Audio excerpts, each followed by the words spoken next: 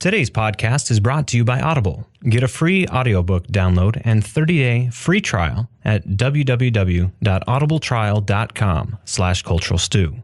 Over 180,000 titles to choose from for your iPhone, Android, Kindle, or MP3 player.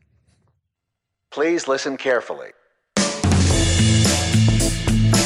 Welcome to the Cultural Stew Podcast, coming to you from the Goat Factory Media Entertainment Studios. We are your cultural media recommendation podcast, giving you our take on what we think is worth carving your time out for, and also what we think you can pass on and maybe go cut that lawn instead. Warning, we use adult language, and there may be spoilers ahead. Hello and welcome to the Cultural Stew Podcast for the week of April 7th, 2019. My name is Ron Heerkins Jr., and I am here with my co-host Tony Carter and Valerie Vidmar. Welcome, welcome, welcome. Hey, how's it going? It's going well, thank you. It's going. Oh, didn't know if you were talking to all of us. It's going. It was an open-ended question. Well, we'd like to welcome you to the first of what we hope is a better format that's a little bit more easily digestible. So after a couple episodes, get in touch with us and let us know what you think. On today's docket, we're going to talk about the news in the media world. We're going to talk about some new trailers. Going to go back into our Q review and share some of our recommendations. Preview our stew for next week. Yes, you heard that right, next week. And then reach into our grab bag and talk about what's new and what's interesting. So first up, what's new in the world? Well, I've been hearing nonstop about Hugh Jackman playing in Harold Hill in the Music Man revival, so he's leading that cast. It's been on social media. It's been on BroadwayWorld.com, Playbill.com. So, who's playing opposite him? I haven't found that out yet. I think they said it, but then they went back on it, so I can double check that. But it's still amazing. I mean, he is Harold Hill. I mean, not he is, but I mean, you can see him playing it. Yeah, you know what's funny? He was actually on a talk show, which I do not know which one it was, but one of his gifts was like one of his like little funny talents was that he could do the entire train scene of The Music Man, and so he does it on stage. That Jay Leno? I don't know, but he does the whole thing, and he does everybody's part, and he gets faster and faster and does the whole thing. So it's kind of cool that he gets to be Harold Hill. Sutton Foster is his.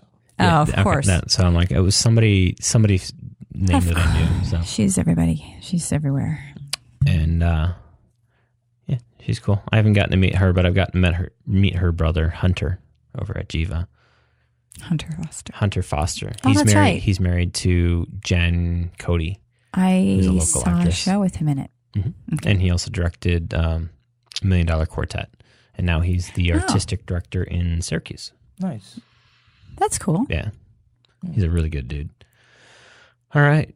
This is a pretty slow news week. I think so. Yeah, pretty much. All right. The only short news I have in the superhero back alley that I'm going to call it now, not the superhero corner, because I'm getting shamed for my superhero talk, even though I've kept it quite short. We have. The Avengers Endgame tickets came out the other day and subsequently broke AMC's site, put Fandango into a queue wait line of hell. Mm-hmm. It took me about an hour to get my tickets, but we got tickets for opening night. So congratulations. It's 3 hours? It's a 3 hour plus runtime. We're not doing intermission, are we? I haven't heard. I don't think so. Where are you going to see it? Are you going to go? We're going to Cinemark. Yeah. The IMAX is in 3D, so I'll have to wait until they show that in 2D and go back and see it over there. Oh, okay. But it's the same theater. It's just if I'm going to see a big movie, I'll still see it in that theater, just because it's got the best setup for me. So, however, there is a boatload of trailers that came out this week. What we got? See, I'm going to start with the one that caught my attention the most, and then we're going to go down from there. So the first one was Stockholm. That one has Ethan Hawke and Mark Strong in it. And it's basically the crazy story about why we call Stockholm Syndrome. And it's just a zany, crazy, I wouldn't say black comedy, but just comedy. It's just, Ethan Hawke's just off the rails.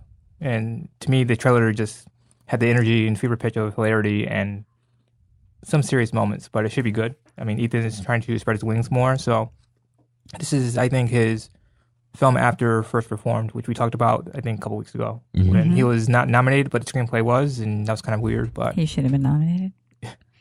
soon, he will. After that, we have The Last Black Man in San Francisco, which is a indie film. A24 is putting that one out, and that one just looks beautiful to me. Like, the music choices, Danny Glover's in that. That's the only name I can actually pick out of that film. But it just has a beautiful visual style to it, as well as just everything comes together.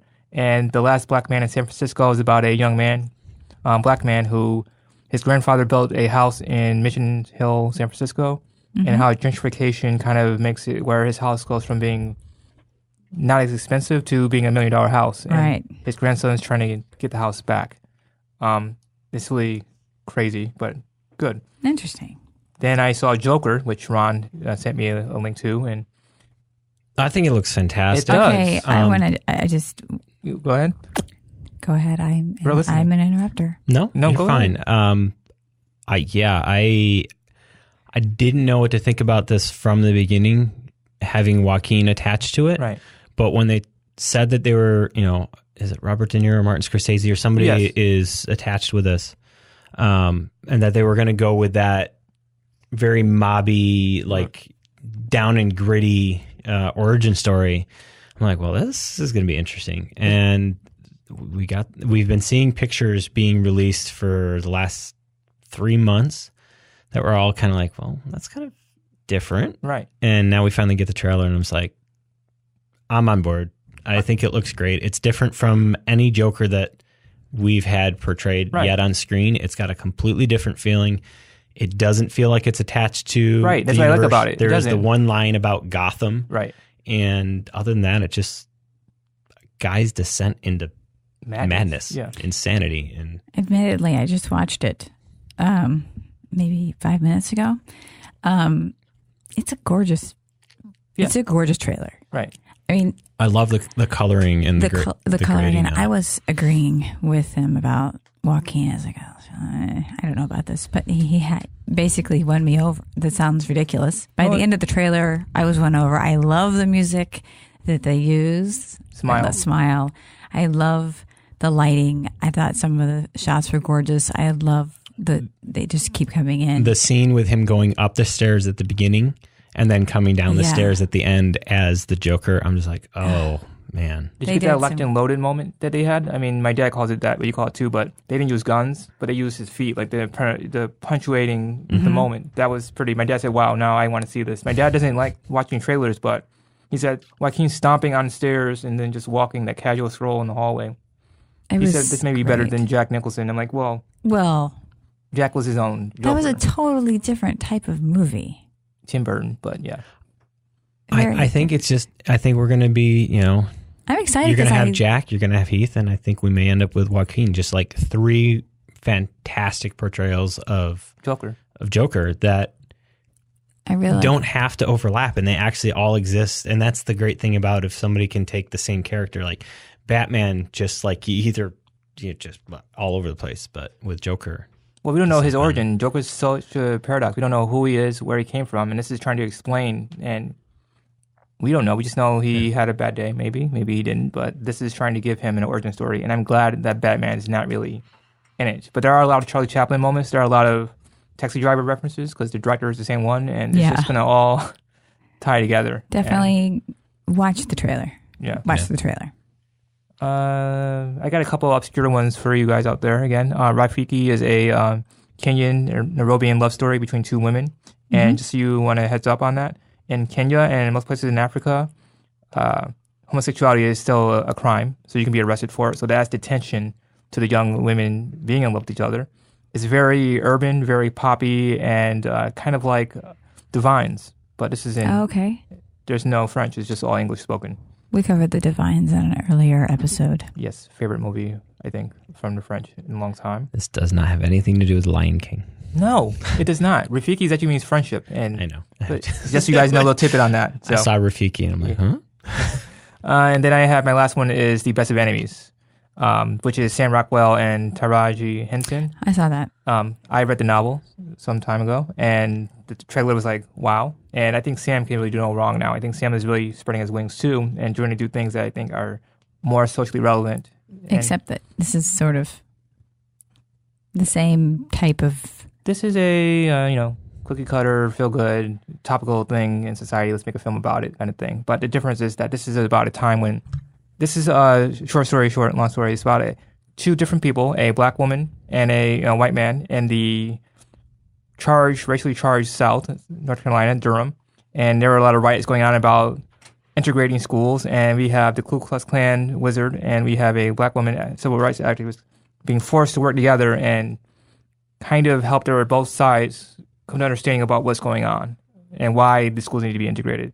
And at some point, spoiler alert, they become friends because they realize that their children are both being insulted and ridiculed. He's poor, dirt poor, and his being in the Ku Klux Klan means that people are looking at him weird. And then we have her over here who's civil rights and pro rights for everyone. And they become to understand that they are kind of the same. They're fighting different sides, but at the end of the day, he leaves his Klan membership to the dust. And they are friends. I mean, she gave his eulogy at his funeral. That was not so long ago. So that shows you how things have changed a lot. Okay.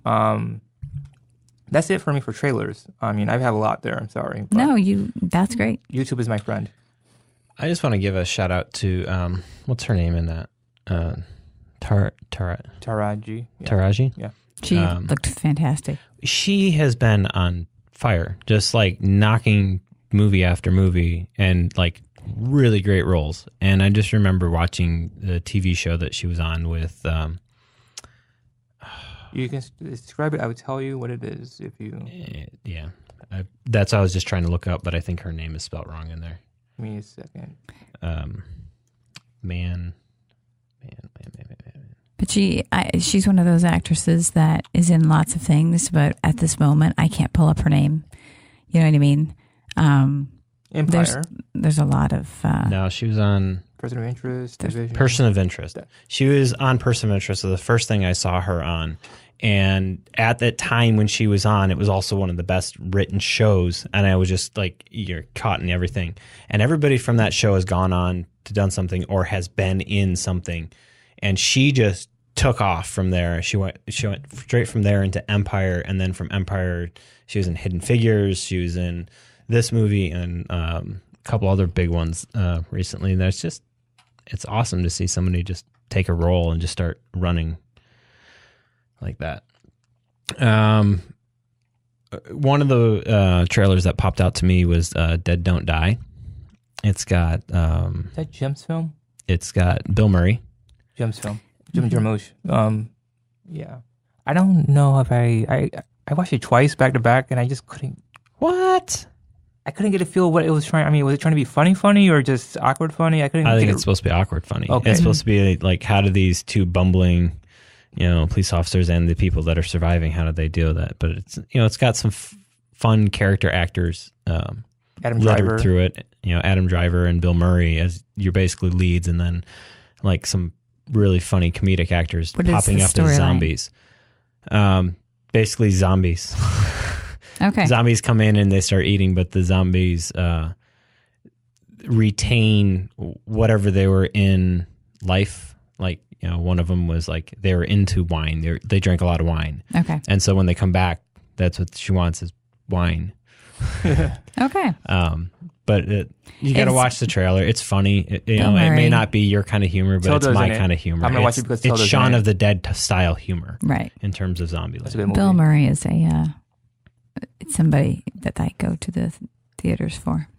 And then. Another one, I'm not going to talk much about it. Just that Scary Stories to Tell in the Dark. Guillermo del Toro is attached to this, but he's an executive producer. Okay. This is directed by... there was a horror film that came out in October. That is the guy who directed this. Is it The Abduction of something? Yeah, I can't remember. Anyways, see the trailer, make up your own mind. I'm kind of on the fence about it. I am not on the fence. I think it looks awful. It reminds me of Tales from the Crypt, except not Tales from the Crypt. I don't know. Maybe it is very possible that somebody put together a really bad trailer. Trailers really sell movies, and that I was going to do that. That was actually what I was going to do when I went to college, but I switched. So, yeah, I hope that it's better than the trailer is. Yeah, we shall see. I was hoping that. I'm still holding out hope that Guillermo del Toro had more of an influence on that movie instead of just waving some money. This is a book. Yeah. Yeah. Okay, so they're just taking it from the book. And then there was one more trailer that you posted earlier this week, Anthony. Tomorrow Man. With John Lithgow and Blythe Danner. Yes, that's the film that was shot locally here, I think, last year. Mm-hmm. And it looks good.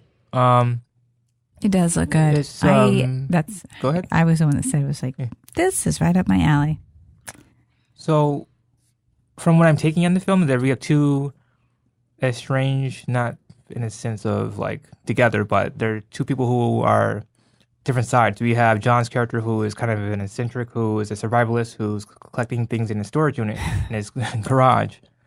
And then we have Blythe's character, who's, I forget what was she had a quirk too, but two quirky people, older people, finding each other in a grocery store, falling in love, and then kind of navigating their older years together, trying to figure out what's worth living for and what's worth holding on to. She seems like she's a little bit hard to get.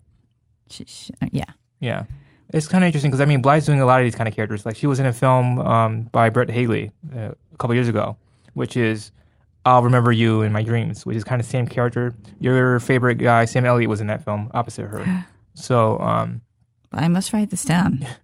I'll send you a link to it. But yeah, it was very interesting. And it's a very, again, independent film, very low key, but a woman trying to find something to attach herself to because she's older and wanted to have hope, I guess. But yeah, this kind of reminded me of this a lot. Okay. Well, I'm definitely going to go see it. The only one, you guys took all my trailers, and I was slow to this, so I apologize. I was focusing so much on other things about the show. But Amazing Grace, it's about Aretha Franklin and the recording of the Amazing Grace album in 1972. That was in a church. They didn't say what the church was. It just says a church in South Los Angeles. And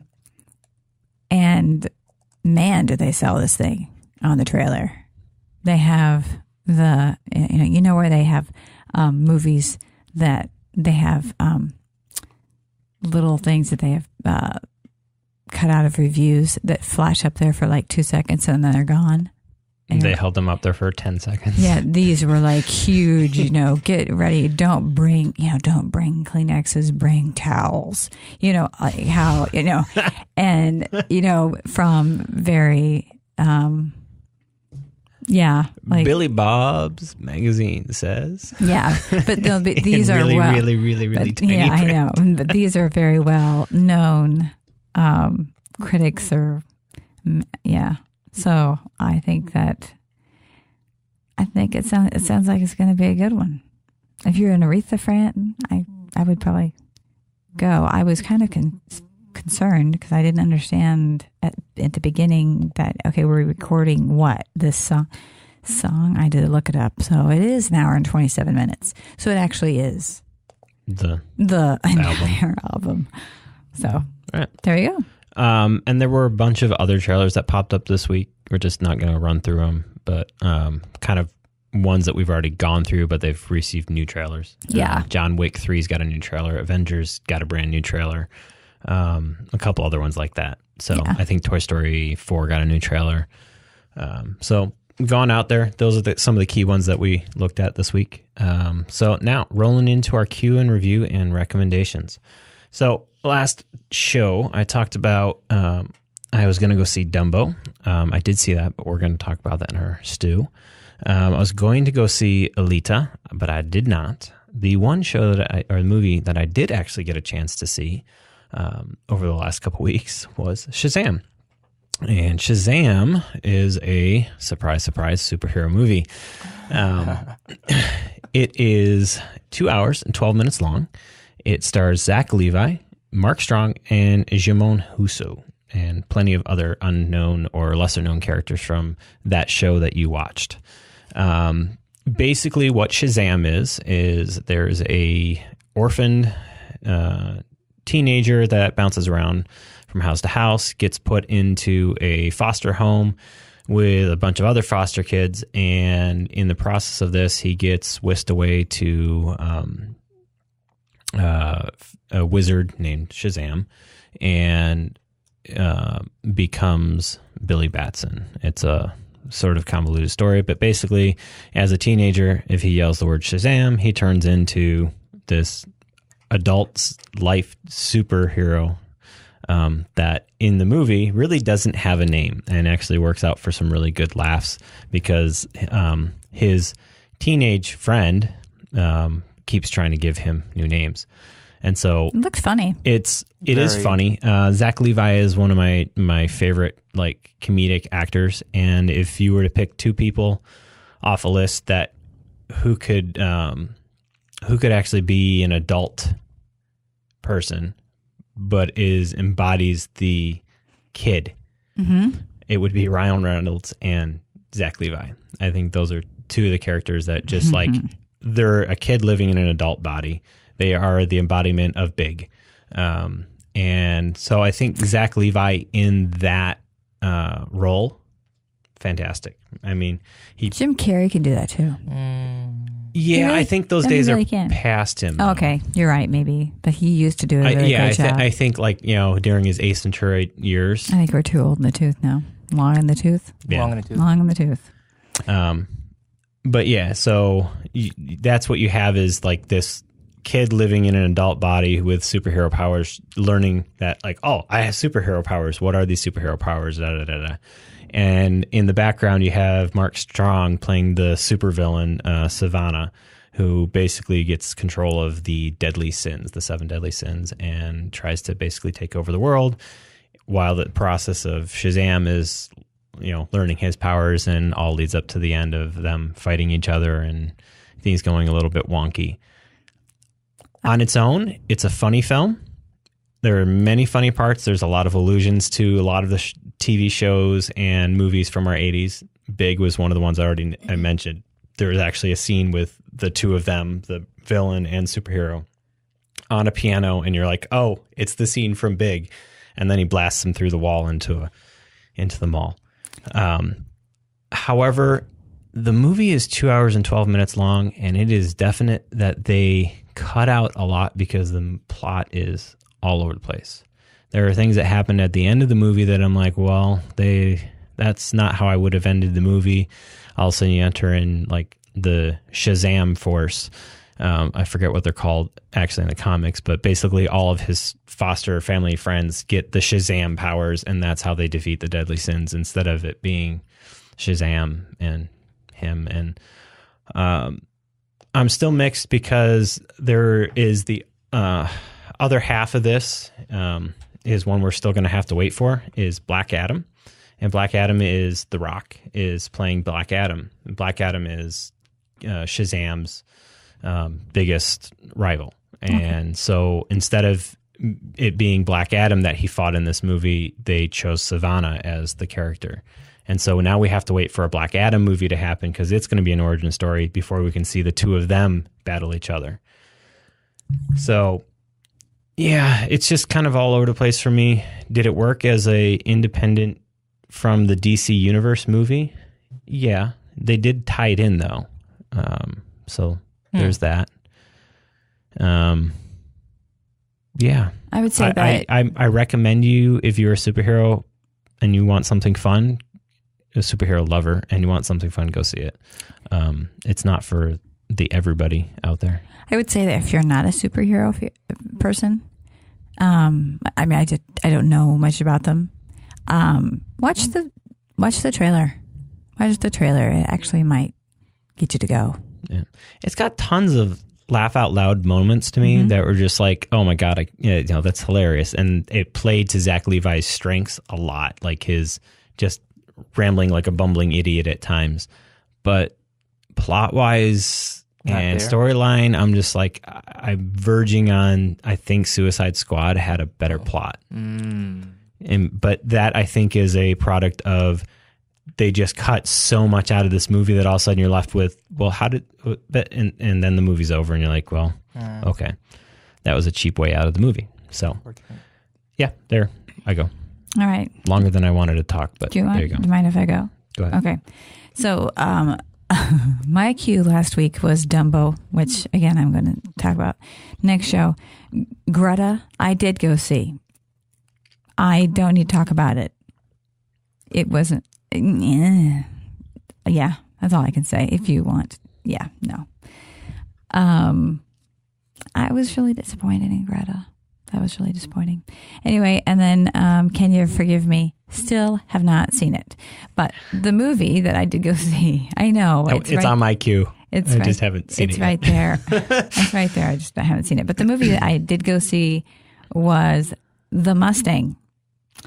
And it actually... I have not even heard about this.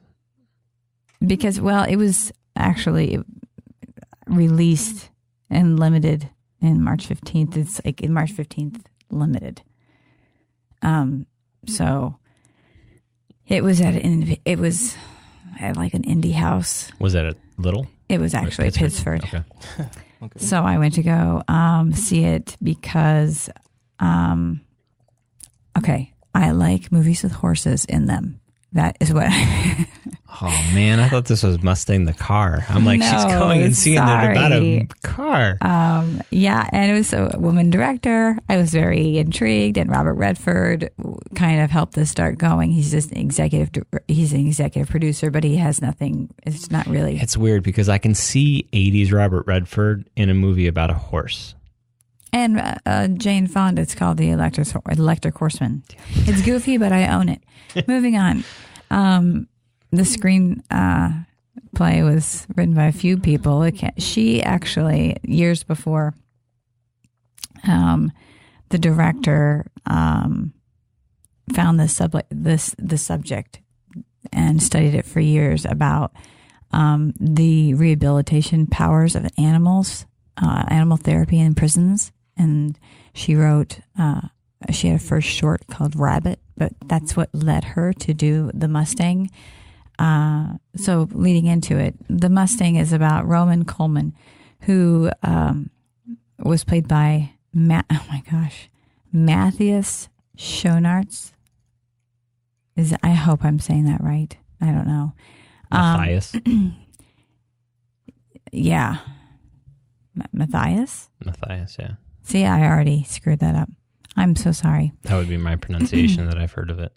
And he portrays a violent convict who's given a chance to participate in a rehabilitation therapy program. This happens in rural Nevada, and right off the bat, you have a title informing us that there are 100,000 Mustangs that are wild, still roaming the U.S., but their numbers are dwindling because they're privatized and animals are captured and even euthanized. However, as I write in the movie theater, I take my little book and write down that the opening shot is just of the wild Mustangs, and it's gorgeous. As they're running, I mean, you can see their breath. They're beautiful shots. And then, of course, 1 minute you start hearing the sound of a helicopter. They start running, and they end up herding them into trucks and getting them to the local prison to do this program. And at the end of the program, they have the horses auctioned off. So it's actually a nice thing for both. We meet Roman. The first shot of Roman is actually in isolation. And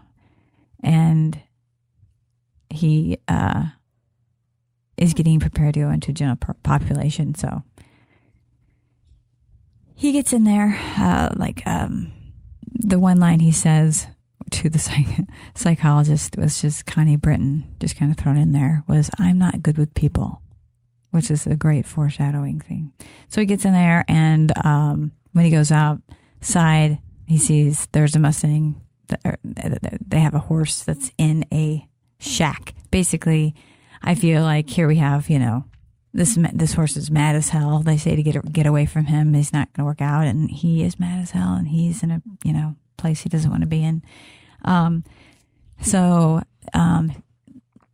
Actually, we have the guy who is running the program is Miles, who's played by Bruce Dern, who's fantastic, and he becomes part of the program. It takes a long time.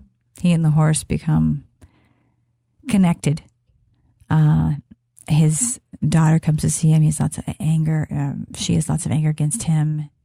And we see him change again. This rehabilitation, you see this with the horse. I know that we share spoilers, but I'm not going to, because the last third of this movie is a tearjerker. And but I will say that you do end up with hope. It has a lot of heart in it, and they're just these broken creatures. But I would say go see it. I think you will be surprised by how much you enjoy this movie. Is it a movie worth seeing in theaters, or is it a movie just worth waiting? I think that the shots. I mean, I liked the shots in the movie theater. I say go see it in the movie theater. I think that the close-ups, I feel like you're more. It's because it's such an intimate movie about a relationship being made. I think you should see it in the movie theater because that would bring that closer to you. Okay, Anthony. So, see, Santa Clarita Diet season 3 dropped, and Ron shared that with me. I mean, I already knew, but it's good to know. And I had it on my queue for a long time. And then he dropped a bomb that our friend Flynn from Timeless is in season 3. So, I had to rush and see it because of that. Gordon's a great actor. I first saw him in ER, and ever since I've been following his career, which led me to Timeless, and now rushing to see Santa Clarita's Diet season 3. So a lot of things have happened since season 2. I'm not going to go into that because you guys should have watched it and you've had enough time to watch it. But I'm going to talk about season 3, which I just decided to watch all in one day and hurt my brain in that process. But it was a good time. So basically, Sheila and hubby are recovering from their almost running away from life and taking their daughter Abby with them, and doesn't go so well. They're back home, comfy, and they decide to open their own realty firm by themselves called Solo. And Sheila drops the big bomb of, "Hey, do you want me to turn you to a zombie so we can be together forever and ever and ever and you never die," and that kind of thing. And that's the shadow hanging over the whole season. Is he going to allow her to, Timothy Olyphant's character, allow her to turn him into a zombie? And the whole time he's thinking about the pluses and minuses. And it's not like, oh, this is bad because I am going to be undead. It's more like he comes to the conclusion, I don't want to be a different person than I am. So he doesn't want his personality to change, which is why he's kind of holding off on it. Abby and Eric, her next door neighbor best friend, are debating since, their fracking explosion from last season, deciding whether they want to be a couple or not the whole season and figuring out where they belong in each other's lives. So that's kind of cute to see. A lot of cameos. There's another Timeless cameo in this series toward the latter half of the season 3. Malcolm Barrett, who played Rufus, shows up, which is always phenomenal to see. Just all around, the season is just really tight and concise, and there's a lot of laugh out loud moments, a lot of weirdness, and a lot of humor we're very familiar with. I'm not sure if I should spoil the ending or not. Should I? I mean, if you do, I lose out, but yeah. I haven't finished watching the season. Do you want to know? Should I wait? I would wait. I think get people to go. It's a streaming series, so get to watch it. Just know the ending is kind of like, and yeah. I don't know. Goran's character, I'm going to talk about this a lot. In the way that you feel like season 3 is the wrap up of it, or as in like there's going to be a season 4? I'm hoping it's a season 4, but if not, it's good. It ended well. But if there's a season 4, I'll be all for it. I really am, because they can cancel 2 of my favorite shows. But sorry, that was mean. But yeah, I think Goran did a really good job playing the Serbian military soldier. So he's actually on a timeless assignment. Yeah. He went back in time went forward in time to stop the spread of zombie outbreaks. It's just Goran is just so matter of fact and just so funny, and he's just so talented, and he plays the sharp military man very well. And his death was very unfortunate, but very not comedic, but appropriate. Eric and Tim's relationship kind of works well together in a way that I like it. But yeah, everything just comes together. I mean, even their rivals, Joel, Mikhail's character, their rival realty family couple, just daggers, but they're funny daggers and not actual daggers, to clarify. But yeah, I would say watch it. I'm sorry this is a short review, but I don't want to spoil it for people who haven't seen it. You have to watch it without me telling you. It's just that good. Again, people who like Timeless, you're going to see a lot of Timeless references because we're dropping a lot of Timeless actors kind of jump and went to work on Santa Clarita, which is kind of weird. And if you haven't seen Timeless, Valerie, you should watch it. I know. But yeah. And I'm getting Timeless on DVD when it comes out because, I'm that kind of person. Season 1 and 2 are already out, but 3, I'm waiting for the bundle. Yeah, I'm just talking about 2 different shows. But yeah, Santa Clarita Diet, awesome. Please watch. And binge, because, if you can binge 6 episodes, 4 episodes, 5 episodes at a time, do that, because breaking up... How long are the episodes? Like 26, 36 minutes each. Okay.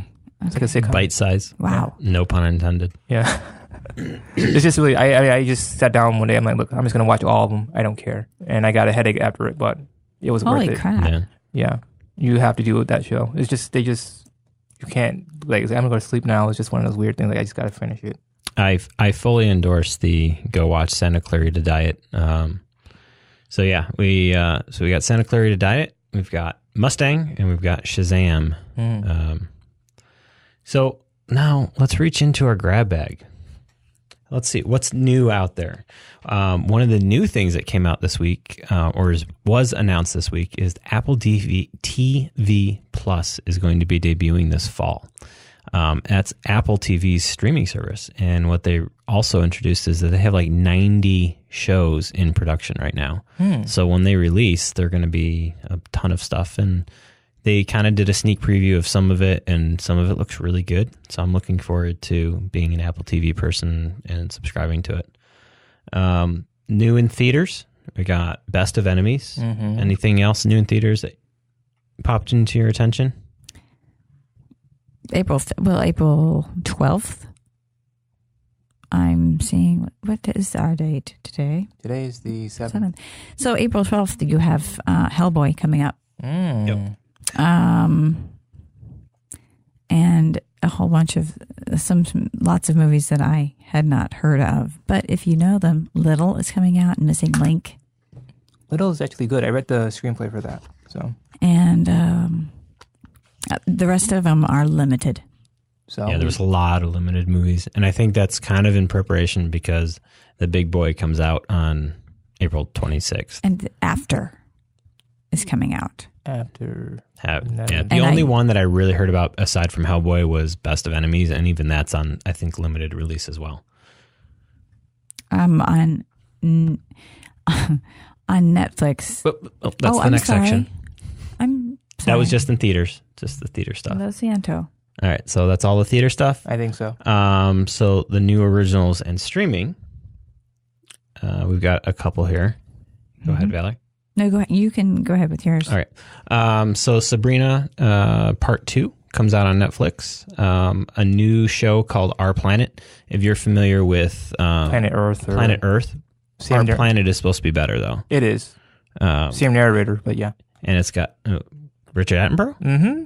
I heard his voice in the preview. Interesting. But I think I heard that they're a little bit more of a message with the Our Planet than the other one. Planet Earth. Another one that looked interesting was Special. It's Yeah, that's another one on Netflix. On Hulu, Cloak and Dagger just started their series for season 2. And Netflix movie Highwaymen starring Kevin Costner and... You're talking about, what's his name? Yes, it's the one Woody about Bunny. Harrelson. Woody Harrelson. I think we mentioned that on our last show, did. but it's out on now. So that's the new original streaming that I have for this week. I had on here, Brie Larson's directorial debut was on Netflix.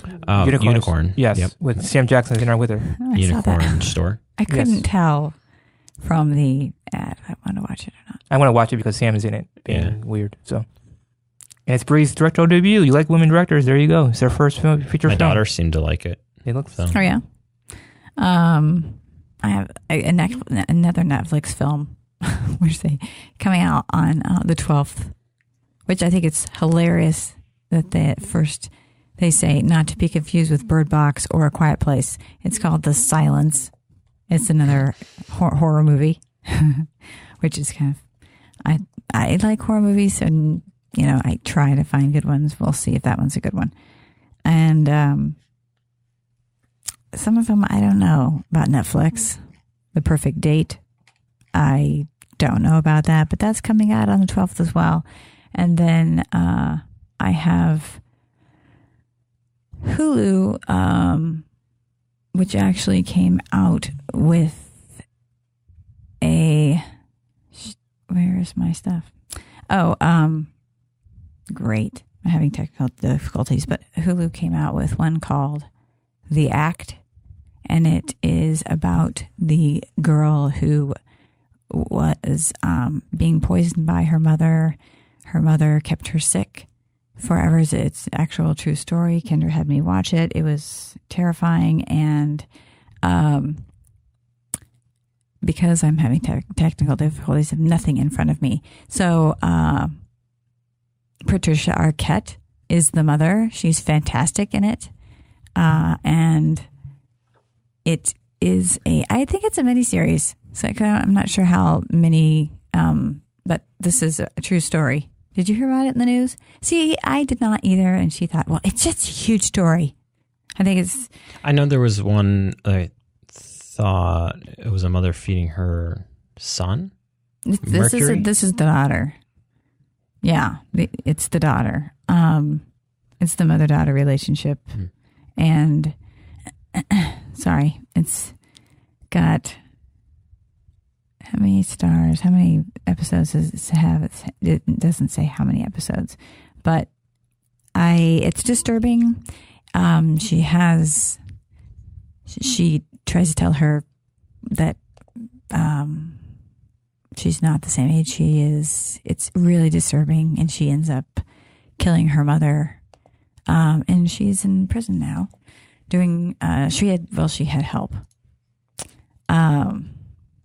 A boyfriend, which I haven't gotten to, but that's the Hulu disturbing thing. That's the big rage, I guess, with the 23-year-olds, is The Act, which I think March 2nd is when it hit. Okay. All right. Also, a couple other ones. Tick Season 2. I thought the first season was really good. That's now out on Amazon. And also Hannah season. I don't know why I put season 2. It was supposed to be a not season 2. Hannah is now out on Amazon as well. Okay. Some new on TV. Game of Thrones. Yeah. And also for music and dance lovers, Fosse. Sam. With Sam and Michelle Williams. That is the 9th, I think is when that opens. I think so, yeah. So Tuesday? You're watching that too. Yeah. It looks fantastic. I think it looks really good. Sam looks so scary. I think it's the baldness. I think it's that the part in his hair, just everything, just... I mean, at the Oscars, he was bald, but as you seeing him and his personality, just, I don't know, it just really blew me away completely. Yeah. No? Anything in Kids Corner? In Kids Corner, I don't really have anything in Kids Corner. Honestly, I didn't focus on Kids Corner this week. I'm so sorry, kids. Because my kids didn't really watch TV this week. and I wasn't looking at anything. I have books, some books that are coming out. One just that came out April 2nd. You'd Be Mine by Aaron Hahn. This is just I'm throwing out there for the people who loved A Star Is Born and that like this type of book. I'm not going to go too much into that, but if you like The Star Is Born, I guess then you'll like that. And then we have the upcoming titles for the week of April 15th, which is Redemption, which is David Baldacci's book. He's actually a well-known writer that I cannot say his name. I'm sorry. And then I noticed that she is a comedian that has her own show and she cusses a lot and she used to drink. She's blonde. Somebody give me her name. Give me more information. Chelsea. Comic or? Chelsea. Nobody knows this. Handler? Yes, I think it's Chelsea Handler. Okay. Her book is coming out this week too. So she has been, her last books have flown off. There's one that's called Fast Break, and it has this huge thing. It says national by Derek Jeter. Is that possible? Sure. And that's also coming out. And then we have, I think that is all I have that looked like it was going to be interesting out there. Okay. Nora Roberts. I'm sorry. Nora Roberts has Luring a Lady, and it's coming out. There you go. I'm done. Okay. Bunch of new music came out. The only one that kind of falls in my circle in the alt rock world and cinema score world is Billie Eilish has her new album out, When We All Fall Asleep, Where Do We Go? Highly recommended by my daughter. So she's 14 going on 15, so she's kind of got her finger on the pulse of the music world now in that, but at least she's going away from pop music. In terms of games out there, I'm more of a story and character-driven in terms of the games I play. However, the one sports game that I do play is a baseball game called MLB The Show, and they just released last Thursday, and so I've been playing that for the past week, and we've been enjoying it. The character animations are off the charts. The improvements are insane, and it's been enjoyable. So I had music. You got some music? I do. Because you have to throw out some of the Sarah Bareilles has Amidst the Chaos. I don't listen to her, but a lot of people do, and so she's got a movie. And of course, Dustin Reba McIntyre, Stronger Than the Truth, came out. That is his number one gal, so he loves her. And then I think the rest of them, I'm sure that somebody younger than me would know, but those are the ones that, Brooks and Dunn. Sorry, I'm not a fan of theirs either, but a lot of people are. Again, Reboot is coming out. I don't know why I keep saying I'm not a fan of somebody. That's kind of rude. It's your opinion. You can be not a fan. I know, but still, it's just rude. That's how I bring it out. Yeah. And that's it. That's what I have. If I'm not a fan about them, I just don't talk about them. Yeah, you just you have like this thing about like you're hanging yourself in the background very silently. No, I just wouldn't have brought them up. Well, I am because Dustin loves her. Listen, I am from Kansas. Let's remember. And we've got I grew up with parents that all they do is listen to country music. So you got to bring up I the don't queen have of to country. bring it up. Well, I am bringing her up. I like Reba. All right.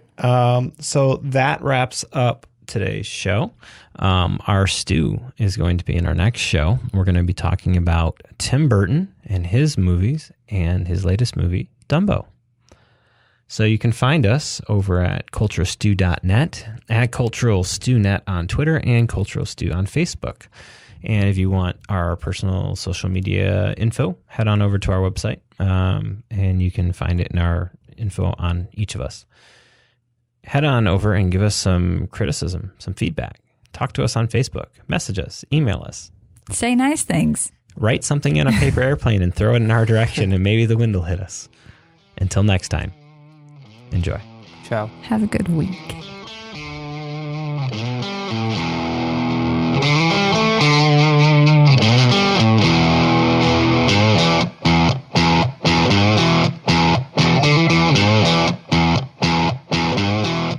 The intro and break music is Please Listen Carefully by Jazir, available through the Creative Commons license from Free Music Archive. Please see our show notes for details on what the outgoing song is and who it is by.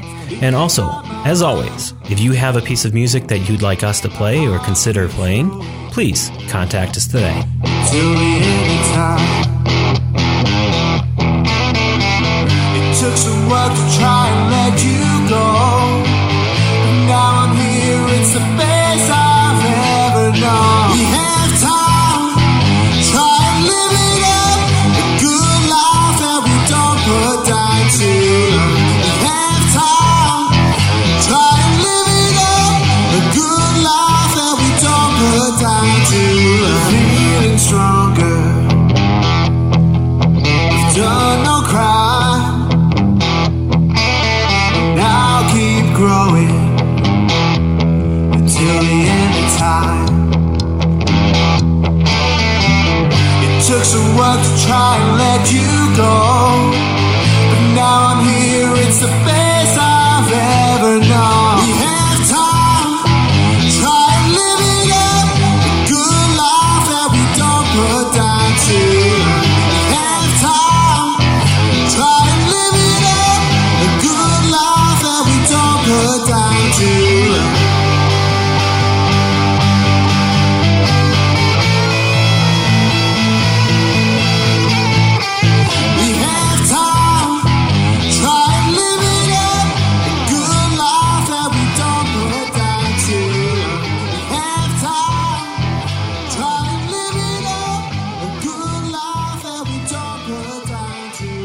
Like what you've heard?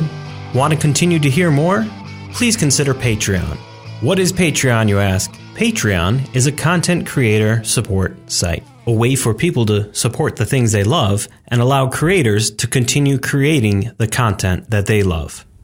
Please consider heading over to patreon.com/GFMedia and becoming a Patreon supporter today.